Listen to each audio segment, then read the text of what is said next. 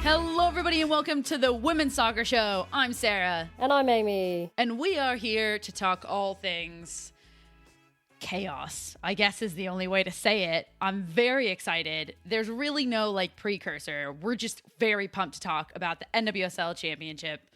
But before we get into it, I forgot a fantasy update last week. So we're going to do a quick update on the WSL fantasy teams. Amy, are you playing with us? I'm not. I know you wanted to join late. I didn't get a chance to join. I'm honestly rubbish at fantasy anyway, so I probably would have finished bottom. But yeah, I just don't keep up with it, and I think you were having the same issue. So, I mean, I'd love to do it, but I just realistically wouldn't have enough time in my life to do it. But please tell us how it's going for you guys. Yeah, so thank you for foreshadowing that. Things aren't going great for me in fantasy. I did have a couple weeks where I remembered to set my lineup, but that was a few weeks ago. And in the past 2 weeks, I have not been able to set my lineup. I'm still not totally understanding some of the rules. The good news is, while I only have 411 points, Ali is not that far ahead of me at 429 points. So as long as we're both doing bad, I can be comfortable with that. To put the 400-ish points into context and to shout out some of our leaders, our current leader, she's buying a Stanway up the leaderboard, is currently sitting with 611 points. So that's a full exactly 200 points ahead of me, actually. You're not very good, are you? No, I'm not very good. But I'm not in last. And shout out to our second place, Dixie's 11, who has 576 points. And third place, Exit Musevic in third with just under that, 573 points. So it's been a blast, despite it being hard to remember to play for me. The times I have remembered to play, it's been a blast. And I hope all of you who are playing along are having just as much fun. So this is your current reminder. You're listening to this on Wednesday, maybe even Thursday, maybe Friday, but I hope not. Set your lineups, everybody who are listening. And Sarah, if you're listening to this back, set your lineup, please. All right, we're doing WSL and NWSL, so let's get into it. We've got to kick it off, of course, with the NWSL final. The championship match in San Diego, Snapdragon Stadium, a record attendance for the NWSL championship, over 25,000 fans. Gotham FC won the championship, won the title, started from the bottom, now we're here. 2-1 Gotham. They take it, but it is really not that simple. But can we just take a moment first, Amy? You're still in New York. I've been in New York for the past 6 years. We've endured a lot at those Gotham games. How do you feel as a Gotham fan right now? I feel really vindicated being a Gotham fan at this point. I think it's being out there at Red Bull Arena, with the rain, even in the hot weather, has not been super pleasant at times, but there's been some lackluster football. We'll be honest, we did finish bottom of the league last year, and it wasn't pretty. But this year there's definitely been a turnaround, and it kind of started a little slower than would have liked, but obviously being a 6th seed going into the tournament, it's an underdog story, isn't it? It's a really started from the bottom. Now we're here, like you just said, underdog story of the 6th seed coming in and just taking it all. And there was just a grit about Gotham from the very beginning of the game. We can get into some of the tactics, because I'd really love to talk about our high line that we played for the whole game, which was, making all of us nervous. It's terrifying. Yeah. Yeah, that's really what you want to do against Rose Lavelle, to be honest. I know, right? Rose was just cutting up the high line like nobody's business. OL Reign fans, don't worry. I know we both were very partial to Gotham, but we will absolutely spend some time talking about OL Reign and that incredible performance. I just have to say, yeah, as somebody who, last year's season was tough, as somebody who was at those Gotham games. And we've spoken, Amy, about how it's been hard in the past to, connect to the team, despite trying really hard to. And I feel like it sounds like such a fair weather fan thing to say of well, now I feel connected to the team because they won the title.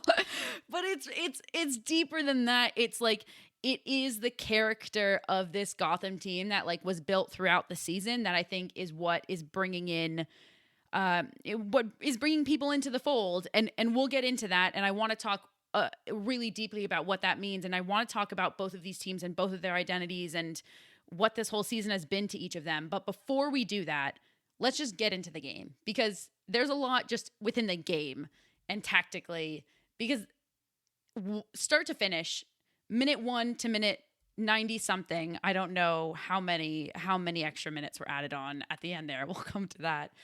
It was chaos. It was NWSL After Dark at its finest. Yeah, it really was. It was like such a great advertisement for the NWSL, for the league. The pitch was looking a little bit better than the last time we saw it, thankfully. I mean, not that much better, but... It looked a lot better in person, I will say that. Okay. I'm glad that was the case. There were some dodgy camera angles going on CBS, though. I've heard that, too. I saw a couple of the camera angles from the goals, and I was like, oof. Anyway, so the game itself was... just like ferocious pace from start to finish. Or you could see it was like not a KG final, and that's what we all wanted. We wanted something that was going to be open and entertaining, and both teams giving it their all. You know, Krieger versus Pino, the final. And it lived up to literally everything, all the hype. And if this doesn't bring in more women's soccer fans to the NWSL, then I don't know what will, because this was the ideal advertisement for it, and it was on primetime CBS, and they had decent commentary lineup, and it was well done for the most part by everybody. So from that standpoint, yes, amazing. From the football standpoint, also an unreal spectacle, and enjoyed really just watching both teams play, because I thought that Reign were really unlucky. Yeah. I agree with that on all fronts. We sat next to each other in Washington, D.C. at that last final, and you were making fun of me because I was just sitting there saying to myself, like, oh, this is just so disappointing. This is so disappointing. And it was just disappointing because it was prime time, and the product that was on the field was like, it just wasn't a representation of what the NWSL can be. And this year, it was. And part of that is because both teams they went for it. Both teams went full throttle at it. And I agree. Reign played probably the best soccer I've seen them play in a long time.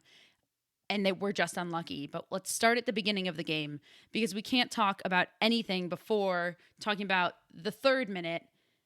The most, I think, unexpected, unanticipated, heartbreaking moment of this entire season. Megan Rapinoe, with nobody around her, just goes down, and immediately it's non-contact. Everybody's holding their breath. We see Rose Lavelle sprint over and check on her, and then she's done.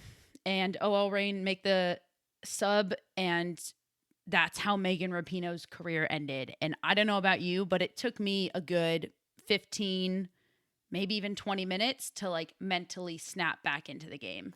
Yeah, I genuinely felt sorry for her. I've not been the hugest Megan Rapinoe fan, but I think that's mainly just because it's US national team, and obviously I'm English and I support England, so like there's a rivalry there, and it's warranted. When you're a good player, teams will not like you, so that's just how it is. But I did feel really sorry for her because, her last national team appearance, she missed a penalty, and then in her final ever football game, she's torn her Achilles, and you could clearly see that it looked like I called it out. I said she tore her Achilles like immediately because of just the way she went down and how she was holding her ankle, and then you can see how she walked off. It was kind of like her foot was like flopping around. So, but there was a nice moment where like Ali Krieger went over and embraced her, and you could see the game meant so much to both of them, and it was just really sad to not be able to give her the farewell that she deserved in that game, and who knows what she could have brought to the game, a new something different, a new level of Rapinoe that we haven't seen, just going out on a bang. But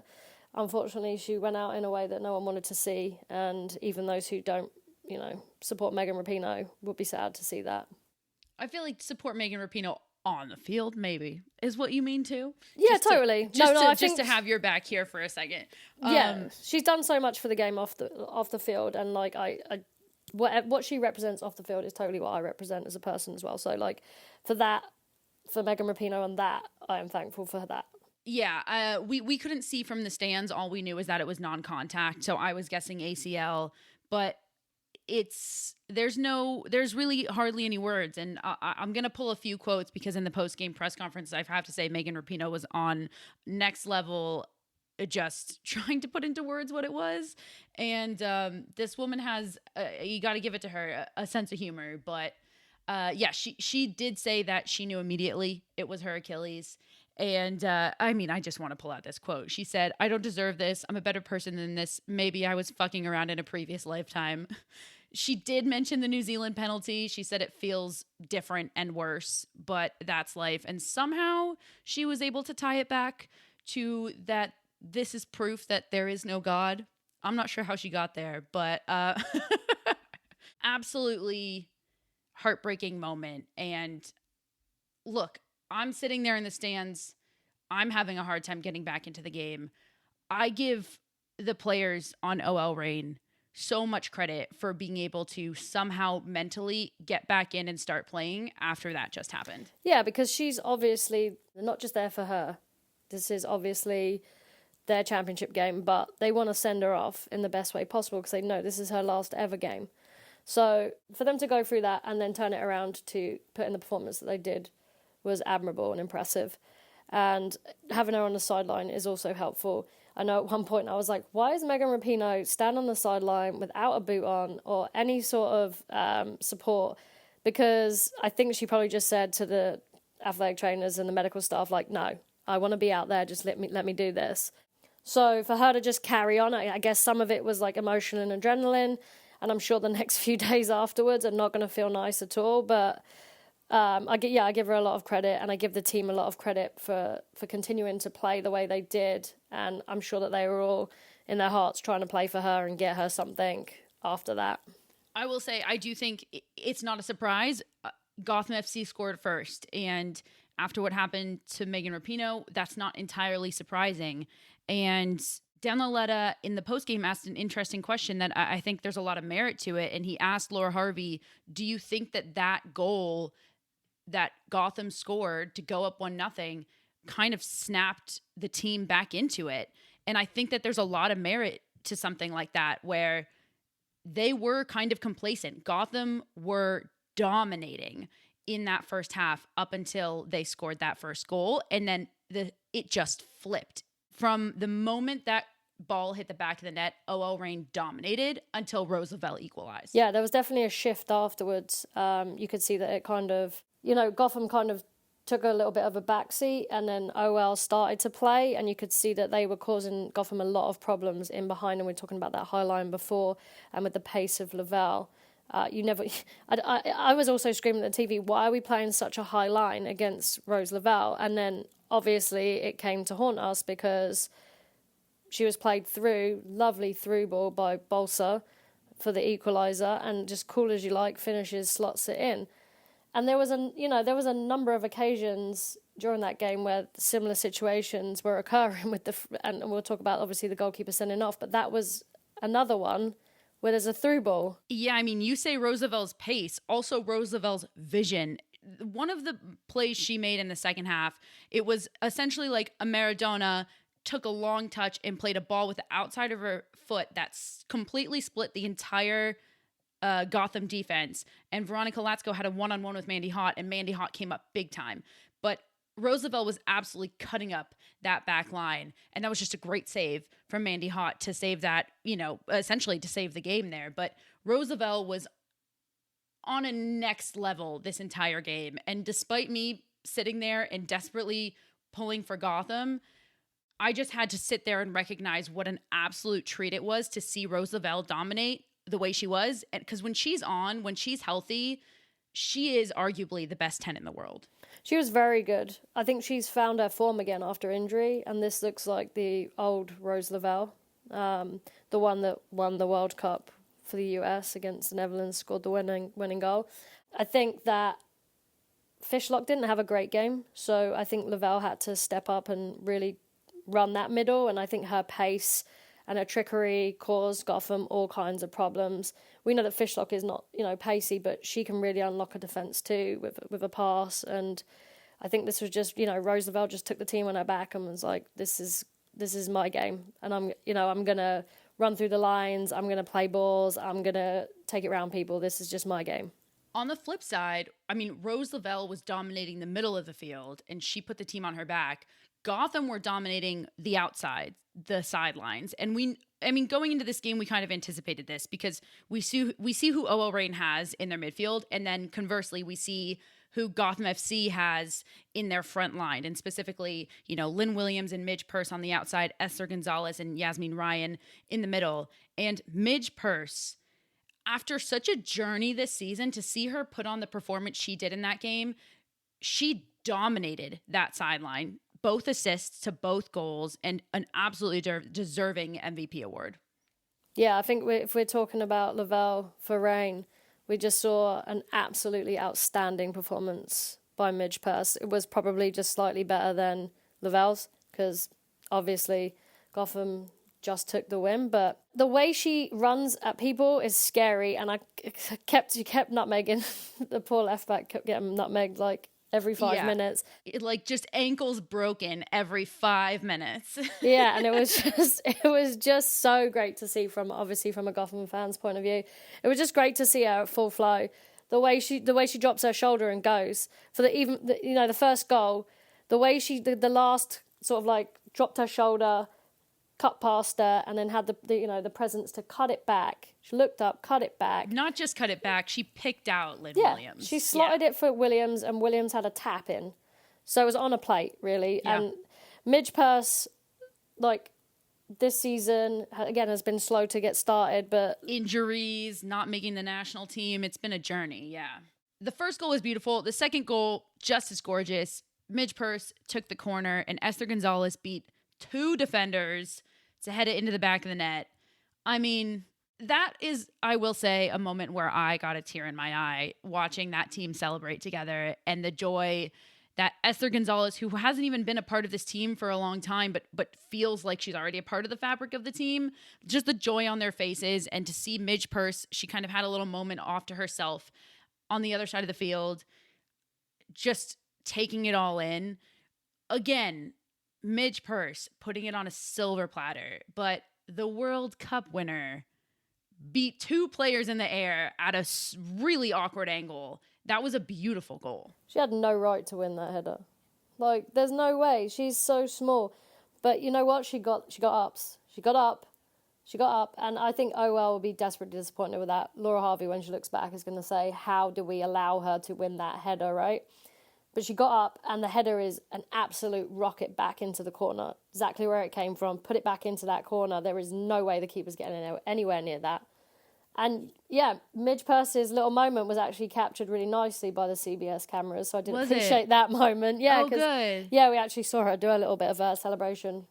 But yeah, that was an unreal goal from an unreal player. And when I watched her in the Euros. I watched her live in the Euros, and I watched her in the World Cup. And I think Esther Gonzalez is a phenomenal technician on the ball. She held the ball up so well, and she just brought... You must have listened to the podcast when I was talking about her hold-up play. Of course, I always listen to the podcast, you know that. But she's brought a new dimension to the team and a little bit of world-class quality that we needed. I'm not saying that we didn't have that in Lynn Williams and Midge Purse, but this is a World Cup winner. This is a different gravy of player and a European-style player who's totally different to an American player. I'm going to say that. So it's nice to have that continuity in the team. And since she's come in, she's obviously scored goals and she's contributed in other ways. So Esther Gonzalez has been unreal, and that header was immense. And I will say, I think it's a big deal that happened in the waning minutes of the first half. The fact that Gotham went into halftime with the lead, this would have been a completely different game had that not happened before halftime. Yeah, and I think that Gotham would have also been kicking themselves with the one that hit the post and the bar if they hadn't have scored. The momentum might have swung. Yeah, and I remember the semi-final game, I remember saying on the pod last week, it just felt like there's something about Gotham, and it did the same thing in this game. As much as OL were coming forward and they were creating opportunities, I just thought there's something about this game. It's our moment, it's our time, and there's just something on our side here. Yeah, I mean, Gotham came out like this was their game already to win, and there was just Yeah, there was just something there about them. And even in the second half, which frankly I thought was a half that OL Reign won. Like they dominated that half.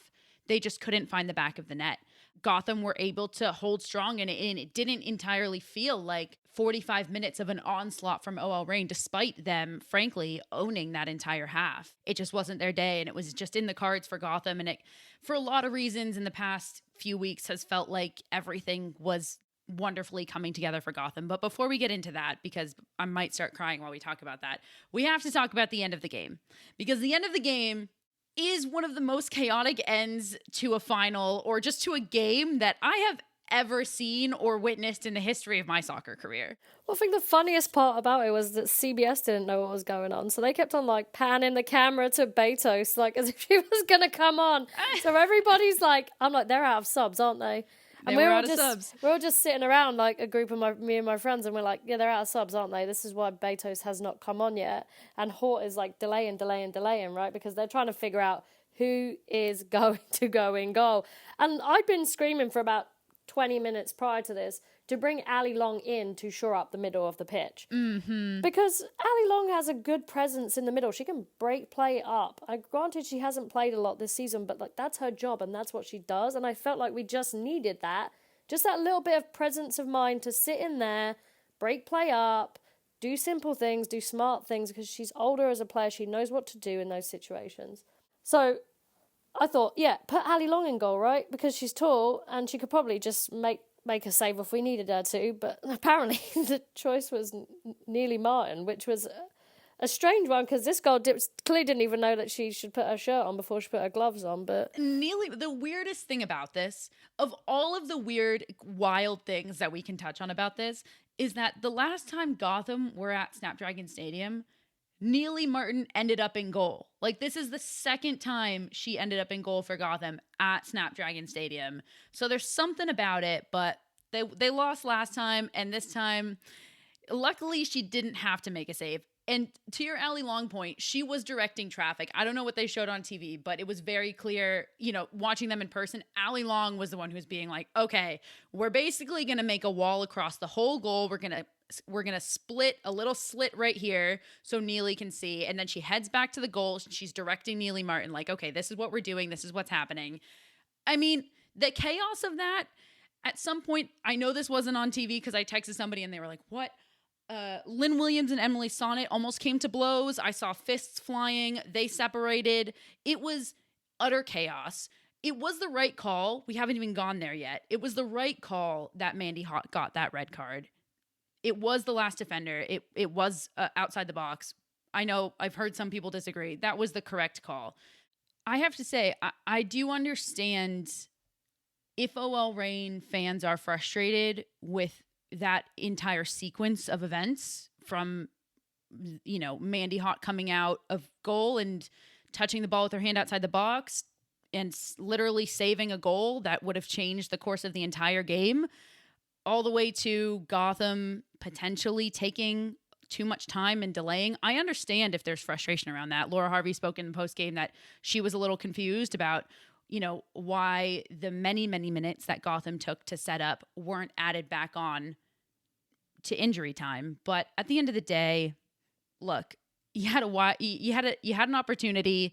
I thought it was a poor shot from Rose Lavelle right at the wall, and that's it. It was prime gamesmanship from Gotham. And if you're going to have your goalkeeper sent off with no substitutes left, that is the time to do it. With 30 seconds remaining on the clock, I mean, you don't want to give away a free kick in that area, but it took so long for that free kick to restart that there was going to be immense pressure regardless, but there was immense pressure on that free kick to go in. And I think that was just really smart. People could say what they want about Hort, but she had to do that. She had to do that. She had to. She probably was upset with herself, but it was a smart thing to do in that situation. If it was, 65 minutes in and you've used all your subs, different story. Yeah. But 30 seconds left. And the reason there wasn't time added on is because there was only 30 seconds left of the game. So you have to only play out the 30 seconds. You don't play the time when the clock is continuing to run regardless, but you only play that 30 seconds. And Laura Harvey knows that. She's upset. She's just bitter with a microphone after the game. She's upset. And she has every right to be upset. Her team played well. She can feel disgruntled about losing that game. I do hope it's a small consolation, but I do hope OL can rest assured that, that was a really strong performance from them. And I'll just say, I can confirm that Mandy Hott was distraught. Midge Purr said after the game that Mandy Hott was crying and apologizing, and apparently she was still apologizing. During the celebration, I think it's caught on camera, her asking, what happened? Did we win? And Midge was like, look around at what's going on right now. Like, it's all good. You saved us. We won. So look, that's soccer. And I do think that Mandy Hott thought that she was, I don't think that was an intentional handball, but not that it matters anyways. At the end of the day, that was just what an ending to a chaotic, wild game. And now we get to talk about the champions, Gotham FC. And I have a lot to say about them and Ali Krieger, who we haven't even gotten to talk about yet. But Amy, how did you feel in that moment? I mean, me and my friends all jumped off the couch and started hugging each other and celebrating. And I don't think I've actually done that at a Gotham game, to be honest. So it was a moment. And again, I don't want to sound like a fair weather fan because truly we're not, because we actually have been to games and sat there when it's been dour, right? And yeah. So we've sat through rain delays just to watch them lose by a lot. So we've sat through it. or a 0-0 and it's no shots on goal or whatever. So it just felt like a moment where they connected finally with us. Mm-hmm. They brought if they brought all that energy that they brought for the, those 3 playoff games, if they brought that every week, it would and embrace the fans and find a way to connect that stadium, because that stadium is god-awful, with the fans, they would have such a good product. And I touched on this last week. I'm still going to stand in this corner about this team needs to be moved to New York City, because they showed some of the celebrations on CBS. That was a bar in Brooklyn. There were several bars in Brooklyn that were like that, just rammed full of Gotham fans. And there's just such a good market for it right now. And I think that sort of is a good segue point for us to talk about the NWSL and the TV deal that just happened. Yeah, but before that, it's a good segue, but we're not going to take it, because I just feel like there's a little more to be said about some of the storylines within Gotham, and I guess just how beautiful it is that this came together and that the stars really did feel like they were aligning and did align for them to take this victory. And one of them that I'll just say up front is, of course, the story of Mana Shim and Sinead Farrelly, who, changed the course of the NWSL for the better and were able to come back into an environment that they felt safe and comfortable in, and win. And for that to be the story for them in the NWSL, that they're NWSL champions, is just really beautiful. Yeah, I'm surprised that wasn't also a bigger headline story coming into the final. I understand that Krieger and Rapinoe were the main headline here, but I think more could have been said about Mana Shim and Sinead Farrelly and everything they've endured, and how they basically were brave enough to come out, say what they said, and change the face of women's football in the NWSL for the better. And so those 2 players deeply, deeply deserve their medals. Sinead Farley's been part of the team and played some minutes and done really well when she's needed to. Mana Shim hasn't played as much, but she has played, and just being around the group and being part of that, I'm sure, is an achievement. Yeah, and all of their teammates just speak so highly of the 2 of them as humans. So you just have to.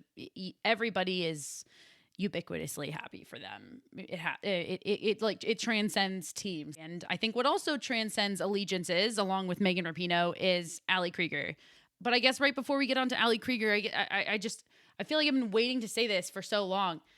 Look, if you followed Gotham this whole year, I feel like you've seen them almost grow into their identity, where Juan Carlos Amaros, who did win Coach of the Year this year, and I think deservingly so, he's had this very unconventional approach where there is no starting 11. He doesn't have a consistent best 11 that starts every game. And he made it very clear to everybody, and a lot of players, in press have confirmed that you win your spot every day at training, and that there's just that understanding that if you don't come and perform, you're not going to be on the field. And I think it was Ali Krieger that said, we have a team full of starters. And I don't think I can say that for any other club that I've played for. And that's exactly what their mentality is. I'd say Ali Krieger and Lynn Williams did, the most press over the past few days in the lead up to the championship. And they both talked about all of that and how you had to earn your spot. And look, I guess what I have to say about that ties into Ali Krieger is that everybody on that team, everybody on Gotham bought into that identity, right? They're not winning unless they all buy into that identity, because that can turn negative very quickly, right? If you're having to earn a spot every time, these are players who are probably used to knowing if they're starting, despite if they have a bad training or not. And I think a big reason why everybody in that team was able to buy into that was because the captain, the 2-time World Cup champion, 3-time World Cup player, the arguable, marketing star of the team, Ali Krieger, and the captain bought into it and essentially said with her actions, I'm no better than all of you, and we're all on this level together. And if your star player can buy into something like that, and I think this is part of why they love her and speak so highly of her as a captain, like, she doesn't put herself above everybody. And I give her massive props for that, because that's very rare for the captain to put themselves in that same spot. I think what brought us to talking about how we feel connected to Gotham is the fact that, this is a team in the truest sense. And like in everything we just talked about, it all just points to why this team is connected so much. And they're a team in the truest sense. And I say that just to say that, they put each other first. And there were a lot of things and a lot of reasons that led to them winning this. And to I guess, to put a little bow on this, it was beautiful to see how supportive they were of Ali Krieger, and for a player who has given so much to soccer in the U.S. And I've said before how rare it is for a player, even when she was at the peak of her, the height of her career with the national team, she was somebody who cared about her club team just as much. And we don't see that a lot in the U.S. And she didn't get the send-off that I think a lot of fans feel like she deserved from the U.S. women's national team. And to see her get this ending to her career where she walks off the field and the entire stadium is chanting her name and she has a trophy in her hand, that's really beautiful. We're gonna pick up on the transition from many minutes ago when you mentioned media, Amy, because I feel like there's a lot to actually talk about in terms of NWSL media from a lot of perspectives, positive and negative. So let's get into it, because while the season might be over, there's still plenty to discuss. Why don't we start with the new media deal? That was announced in the lead up to the championship. And for those who don't know, in the new media deal, games will be split between CBS, ESPN, Amazon, and Scripps. So there's a lot of details in this. I have to say, when this info first dropped, I thought it was a bad idea. It's very clear what they're trying to do, and the more I learn about it, I've actually been persuaded, and I think this is a good move for the league, but I'm curious what you think. I think it's a good move for the league, to be honest. I think that the way that men's football is marketed is it has to be on a similar level, because there's so much money available for women, for marketing women's sports right now. There really is, and we have to take advantage of it. So I think that for a long time, Daz and they played the Champions League for free, and they should have been paying. People should have been paying to subscribe to those games, because at the end of the day, yeah, I know we want to get people in the door, so to speak, but at some point we have to start charging and generating revenue from things. And what we're talking about here is the biggest sports markets in the US, right? In CBS, ESPN, Amazon, which Amazon has been also playing, Amazon Prime has been playing Premier League games, EPL games in England for years now. Yeah, and let's not forget they have Thursday night football for the NFL, so they're deep in it. And I don't really know too much about Scripps. Do you know? So no, they're the ones that I feel like I know the least about, but I do know that the games that are streamed through them will be free. Okay, well that's I guess that's good news still for we want to get people in the door, so we're still trying to get people in the door always. So that's good news for people who want to, introduce friends or, check out this game. This is on, here's a way to watch it for free type thing. But it's in today's football climate, this is the bare minimum. You should be paying to watch good football, and what we just watched, the NWSL final, was good football. And it was on CBS, so I mean, really, if you've got a cable subscription, you're watching it for free anyway. And I don't know if ESPN is going to be just regular ESPN, or they're going to put some games on. Yeah, that's the big question. Yeah. That's the big question. Is it ESPN Plus, or is it ESPN? I think that's going to determine a lot of things, honestly, because what this media deal does is, instead of targeting the core fan base, they're saying, okay, we've got the core fan base. Now let's go for reach, right? Let's try to bring people into the league, which is wonderful that that's the place that they're at now, that's what they want to do. But I believe that the main gripe, which was why I first was really opposed to this, is that now you're making your core audience pay more money to be a fan. And I guess, yes. And this is why I say where ESPN, I think, is going to be a huge, puts the games, I think is going to be a huge factor. Like, do you have to pay for an ESPN Plus subscription, or can you turn on the TV? Because we all already have Paramount Plus. We all already have CBS. If you have CBS, you probably have ESPN. I think most people right now have some kind of membership with Amazon Prime already, and Scripps is free. So at the end of the day, when you break it down, it's really actually not that much more. And here's what sold me, is that there's actually going to be a structure. So you aren't Googling every single day, okay, I want to watch this game, which one of these 4 interfaces is it on? Although, frankly, that's what we do anyways.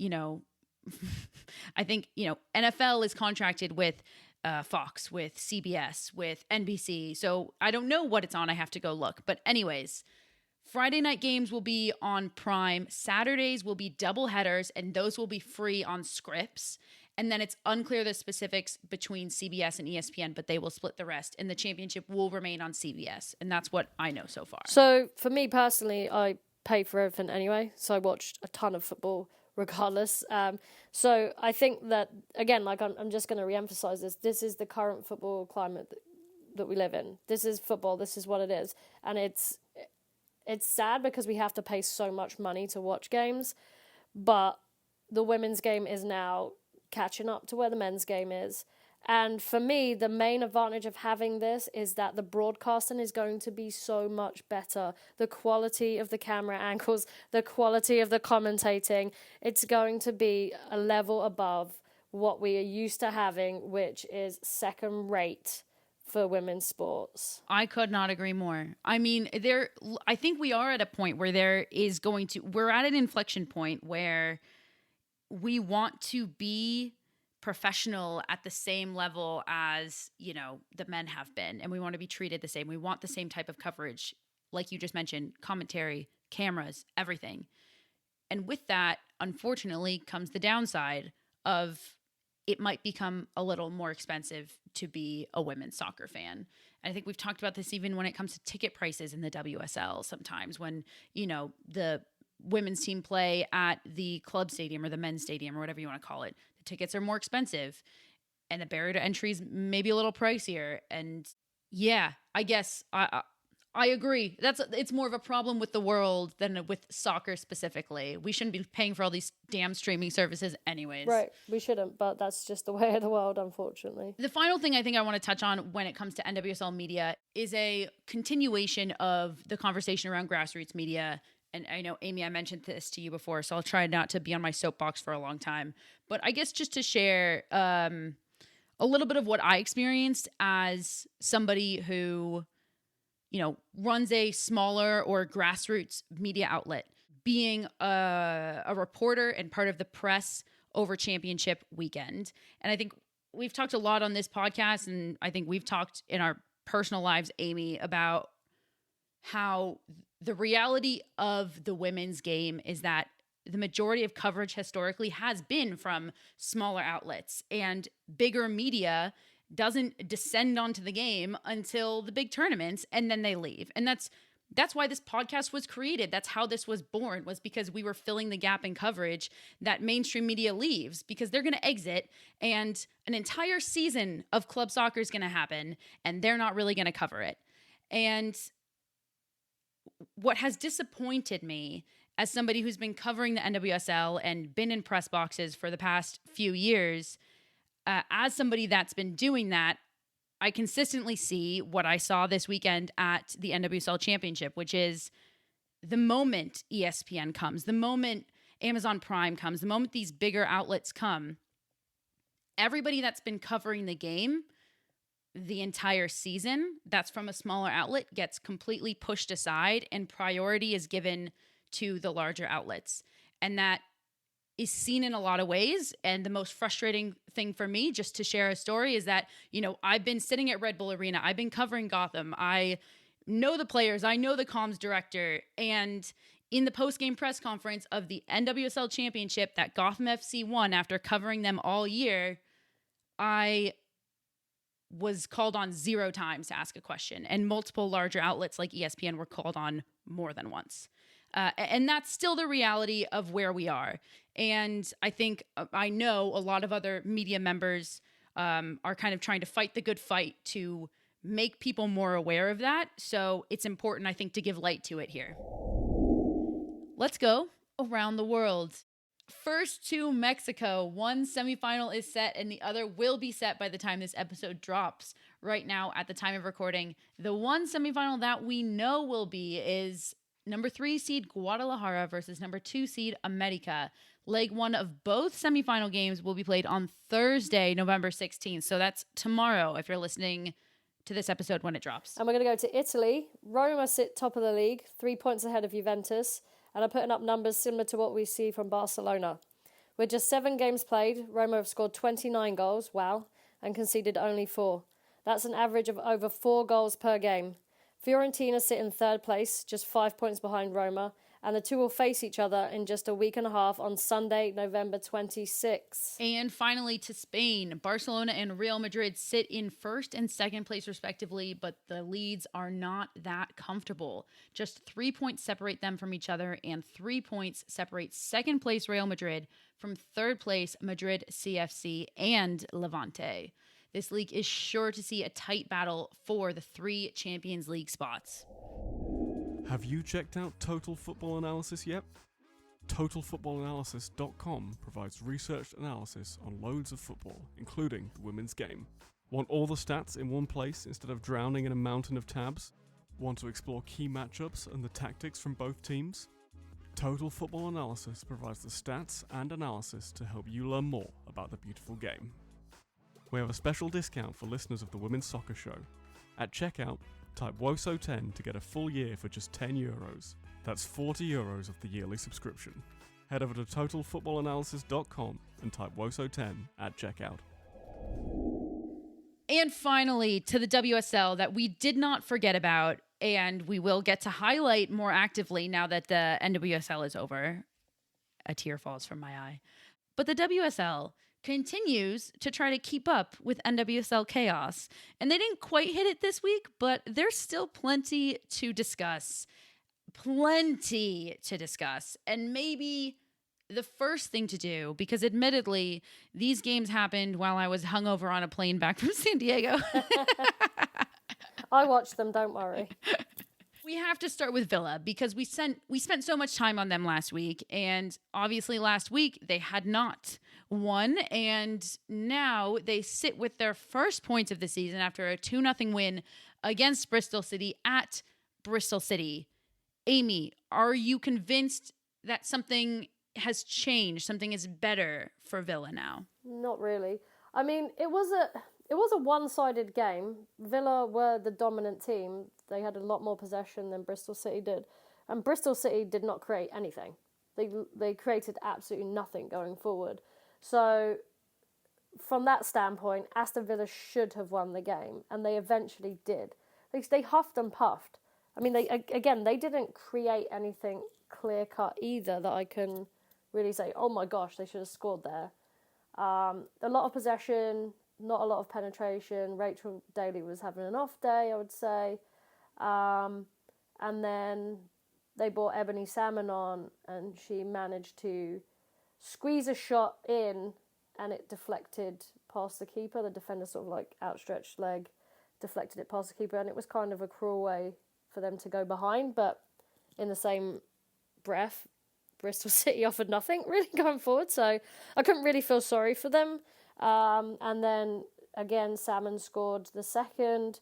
It wasn't again a super convincing goal. The keeper sort of like parried it, but it went in, and they end up coming away with a 2-0 win. So I'm not totally convinced with Aston Villa's performance, but the 3 points is important, and I think that perhaps that will get them on track for some rhythm, but they're going to have to perform better going forward and make more chances, especially if Rachel Daly's having, an off day or you're not giving her enough service.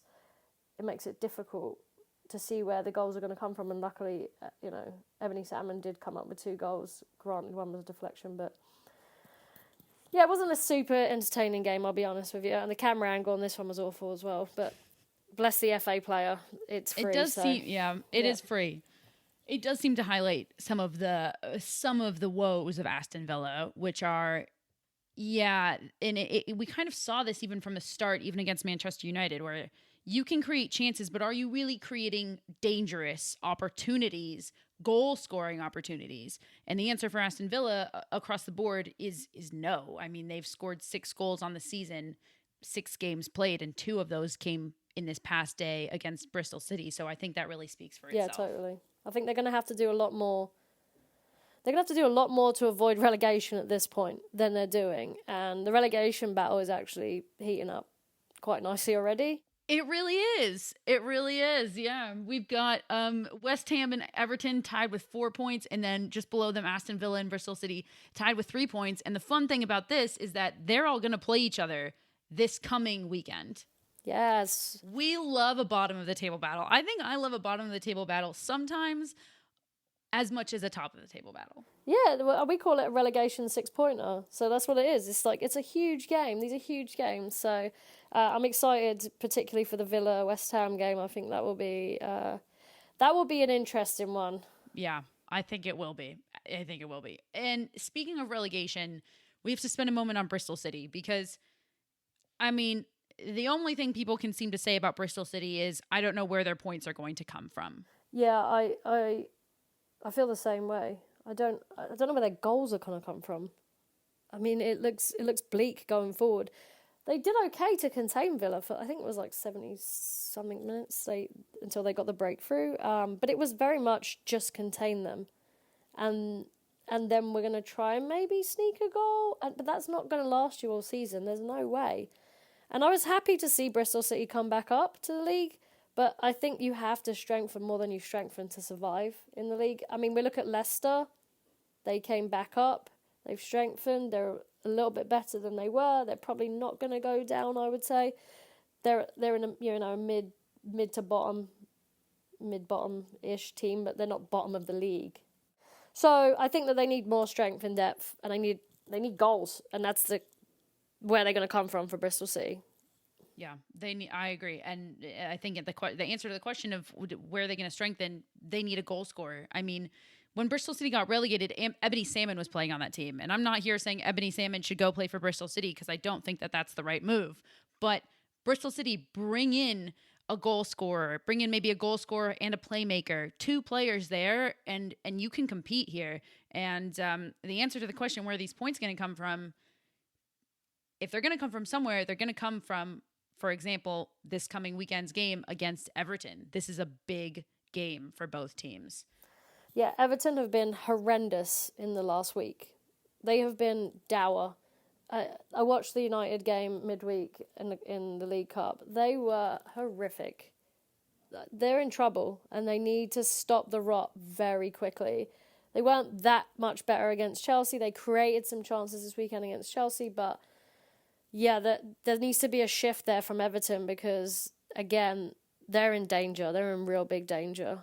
They're in big danger. They're another team that, I mean, last week we talked about a mentality that it seems like West Ham has, where it's like, yeah, well, we just have to be better than the worst. And that feels like where Everton is right now. But they're in danger. Moving on, let's talk about Brighton. Or talk about Manchester City, because we just need to talk about the fact that Brighton beat Manchester City 1-0 at Manchester City. Brighton, now 2 strong results in a row. They had a strong game against Manchester United, almost beat United, ended up with a draw. That was last weekend. And now this win versus City. What's clicking for Brighton here?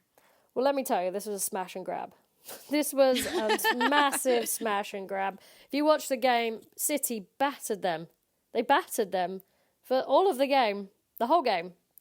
I didn't catch this one. Shots. So many shots. And none of them went in, obviously. Obviously, since the score was 1-0, yeah. it literally was, Brighton had one attack. It was a breakaway. It was a great ball across the box. Literally a tap in at the back post, and they've won it. They've won it in like the last 2 minutes of the game. And as a Brighton 35 shots for Manchester City is the statistic. 35 shots. How many of those were Chloe Kelly shots? Because I think Chloe Kelly had about 20 of them herself. But the worrying thing for Manchester City is that Bunny Shaw is not scoring goals. Yeah. And Bunny Shaw was unreal last season. Look, the only reason City finished where they did last year is because of Bunny Shaw. And if they're sitting where they are already this year and Bunny Shaw hasn't gotten going yet, imagine what's going to happen when she does. I hope she does. That's obviously assuming that she does, but I think Bunny Shaw's, a strong enough player that mentally and physically that, yeah, she might not have the season that she had last year, because that was an absolutely historic season, but she's going to get her goals, and goal scorers go through droughts, and she's just in one right now. So I think it's a great thing for City. The worrying thing for me with her is that she's not really creating a lot of chances in front of goal. Like, as a goal scorer, and this gets said time and time again, I'm not a goal scorer myself, but as a goal scorer... For those listening, Amy came up as a goalkeeper. Thank you for outing me as a goalkeeper. You should be proud. Yeah, okay. Oh, okay. So, as a goal scorer, you're worried when the goal scorers are not getting in those positions to score, and they're not there. And at this point, Bunny Shaw is not really in those positions, and they're not really creating stuff for her. And I agree with you. Like, they need to have more than one goal scorer, granted, but you still want your top goal scorer from last season to be firing, right? You look at any club worth their salt who are winning things, they have a striker who scores continuously for every season. So I think that would be a worry for City fans. If she's not scoring, which she didn't this weekend again, then you're looking at your Chloe Kellys, your Hemps to get you the goals, and they obviously didn't come up with it either. So that's a problem. So for me, I hope that she continues the drought until after the Manchester derby, and then she can get started again. All right, that's a good time to move on to the game we were, I think, both equally most excited for this weekend, which was Tottenham-Liverpool. Ended in a 1-1 draw. Honestly, not surprisingly, these two teams have had very similar seasons so far. So for this to end in a draw, not surprising, and a good result, I think, for both of them to take away. Yeah, it was a good result, and I think Tottenham will be the most disappointed of the two teams. They created more chances than Liverpool, more clear-cut chances to score goals, and they took the lead. A very, very nice goal from Bizet, sort of like a solo effort, took it around a few players, tucked it in. Very nice goal, which is good that she's firing as well as Martha Thomas. In Beth England's absence, it's important. looking back on it now, I was like, well, why didn't Bristol City sign Martha Thomas? That would have been a good signing. Anyway, I digress. Liverpool offered barely anything going forward, I would say. Again, in front of goal, not a lot. Their goal itself, as a Tottenham player, you'd be disappointed. The ball's come a long way from a cross. It's got a lot of air on it. And basically, she's got a free header and scores. So, it was a good game. It was a good game of football. A 1-1 draw was fair. I thought it was more of an evenly matched game than you're painting the picture of. Oh, but I thought Tottenham created more chances, more clear-cut chances, I would say. More clear-cut chances, but Liverpool still had their opportunities. I agree with you that Tottenham will be more disappointed of the two. And I think Tottenham's been a better side across the board, at least a more dangerous goal-scoring side, that's for sure. So possibly they'll be more disappointed that they weren't able to tuck another away. But for two teams whose expectations were honestly lower than where they're sitting right now, for both of them to grab a point and kind of continue on their way, I think it's great. Yeah, and a nice moment is that Ellie Brazil, who tore her ACL last year, she made her first appearance for Tottenham this season, so that was nice.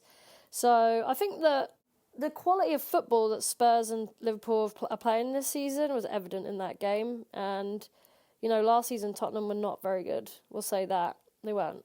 And this season they've come on. I had them as my wild card to potentially get relegated because I was just like, you know what? It could go south real quickly based on what happened last year. And here they are. It went north. I mean, I was right. I just picked the wrong direction.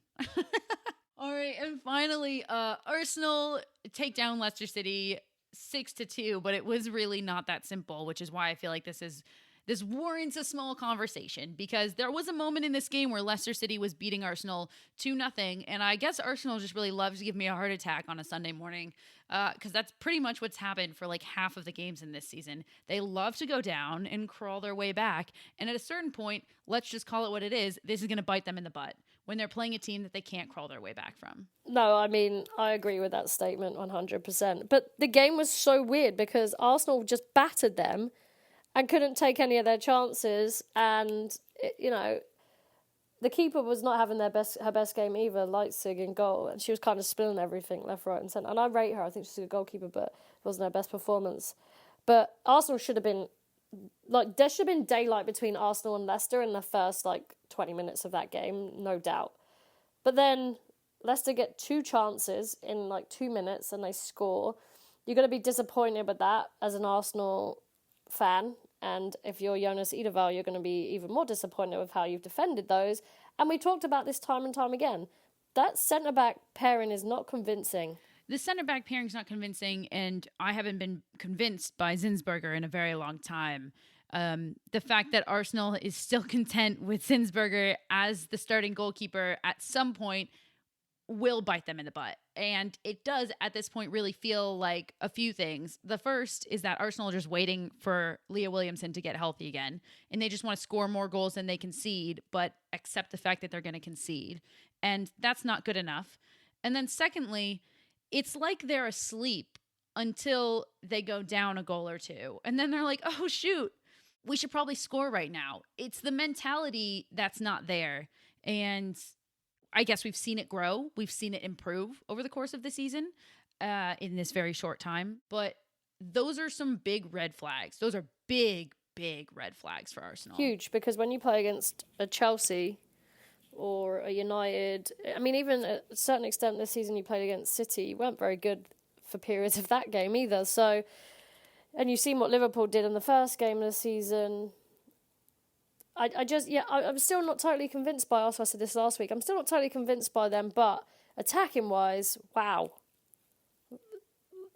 you created so many chances. And if it's going to be you score 1, we score 2, you score 5, we score 6 mentality, then you're giving people a lot of value for money when they go to football matches, but you're also giving people heart attacks when they go to football matches. So, and I agree, Zinsberger is if you want to be a serious football club, that's not a serious goalkeeper, to be honest. So you got to change your keeper, and I think that maybe they're waiting on Mary Earps.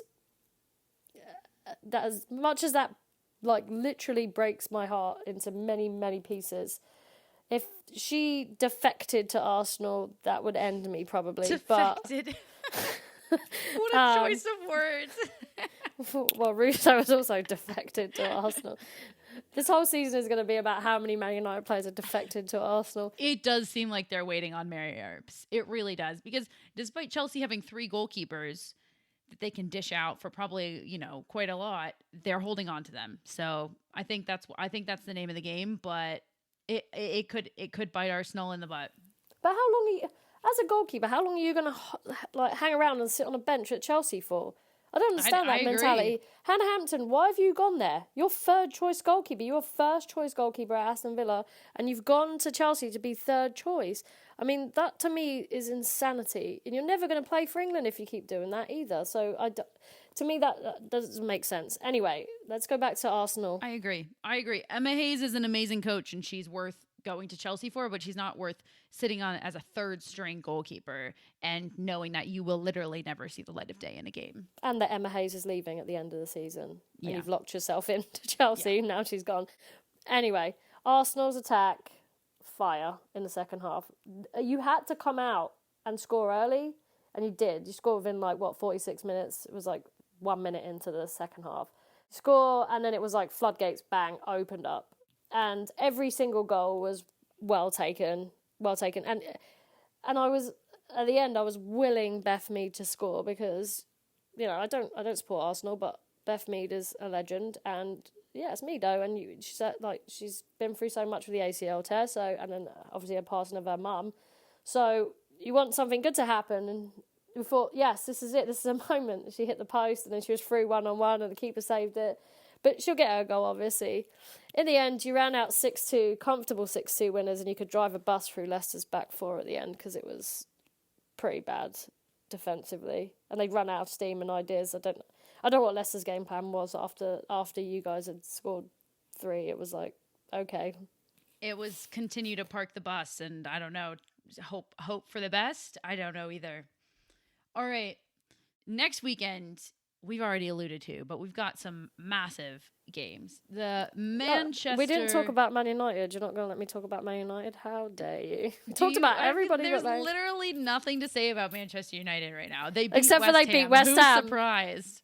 Yeah, but they beat West Ham. We've got to talk about it because Ali needs to hear it. No, there's nothing to say about Manchester. This is literally not an interesting Manchester result. United have scored 12 goals in the last week, and we're not going to mention them once? Okay. All right, I'm gonna give you the floor, Amy. Go ahead.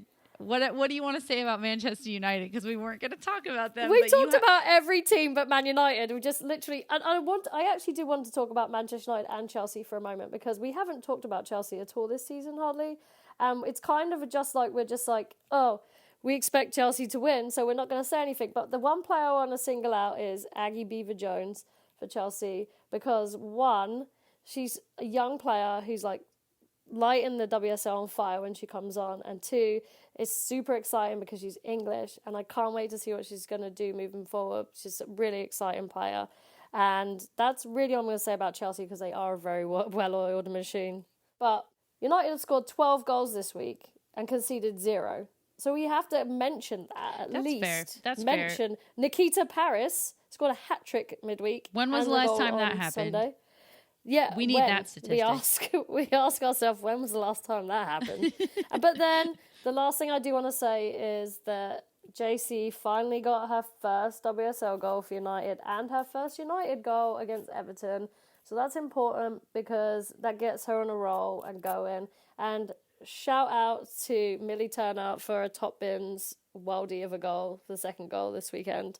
The end. That's all I'm going to say about Man United. Thank you, Sarah. That is big that you got her going, and you had mentioned that she was playing well but hadn't scored, so that is big.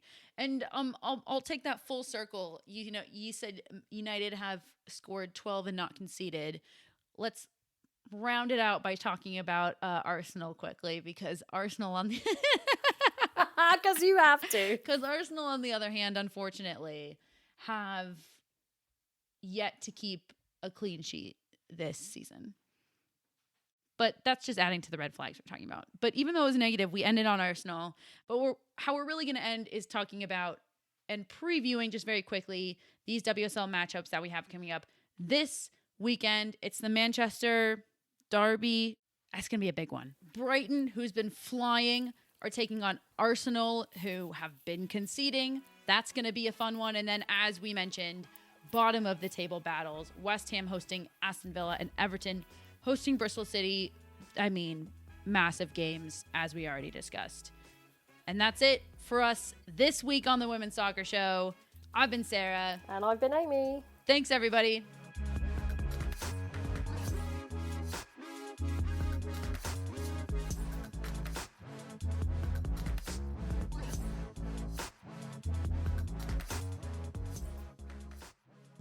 This podcast was edited by Monkey Hill Media.